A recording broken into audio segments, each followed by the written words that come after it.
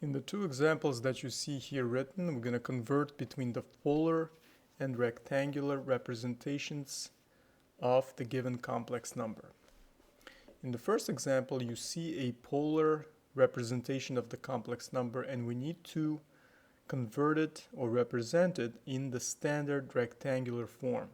So to do that, we're actually going to use the conversions here that you can see, the conversion representation here.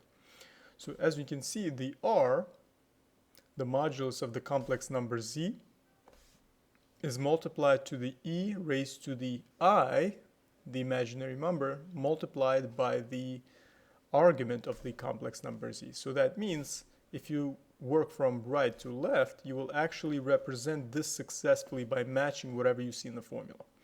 So obviously 12 is going to be the modulus of the complex number z, so we know that we can confidently write 12, and then we're going to have cosine of theta, and theta is the argument.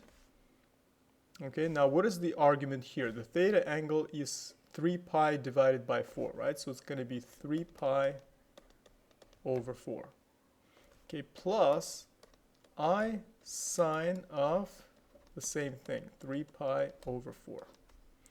Now, we know that cosine of 3 pi over 4, 3 pi over 4 is going to be in quadrant 2. Cosine is going to be negative radical 2 over 2 in quadrant 2. Right, so we know that it's going to be minus radical 2 over 2 plus I. Now, what is going to be the sine of 3 pi over 4? In quadrant 2, the sign is positive. Thus, it's going to be radical 2 over 2, almost the same as the cosine except a different sign. Right, so radical 2 divided by 2. So that gives us, as you can see, the 12 will divide by these 2's. It will give us 6. So as a result, we get minus 6 radical 2 for the first term. And the second term, the I will be there, the imaginary number. 12 divided by 2 is also going to be 6, right? So we get plus 6i radical 2. Okay, so this is the rectangular or standard form representation of the complex number that you've derived from the given polar representation of that same complex number. Now in the second example, you're just given 5i. So the first thing you notice is that you can write this as 0 plus 5i.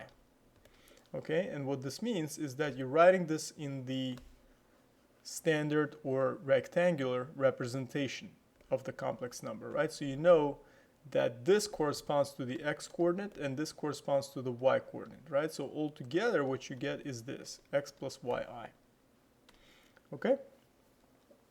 So we need to first, obviously now we're going to work from left to right in the usual order that you're seeing here. So the z value is going to be this, 0 plus 5i. That's going to be the z, the complex number.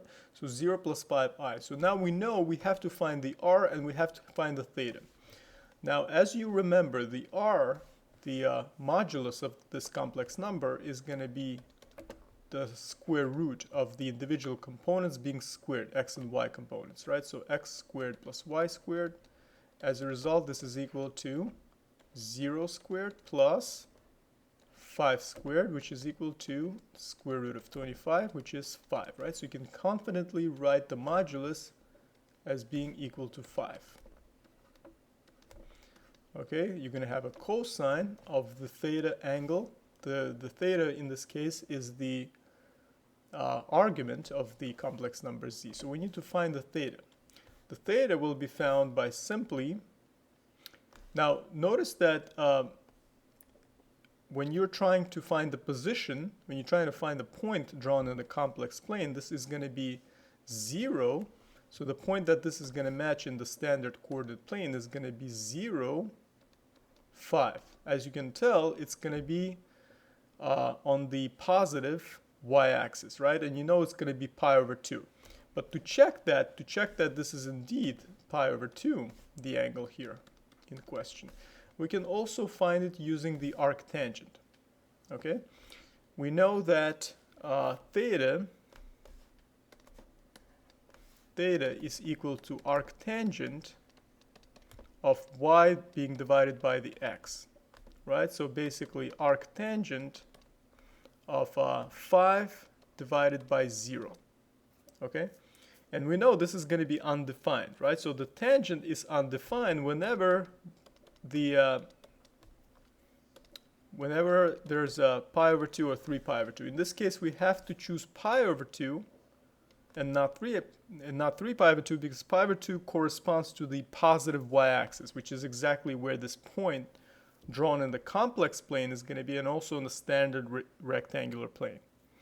All right, so pi over 2 is definitely, as we showed, the angle or the argument of the complex number presented here.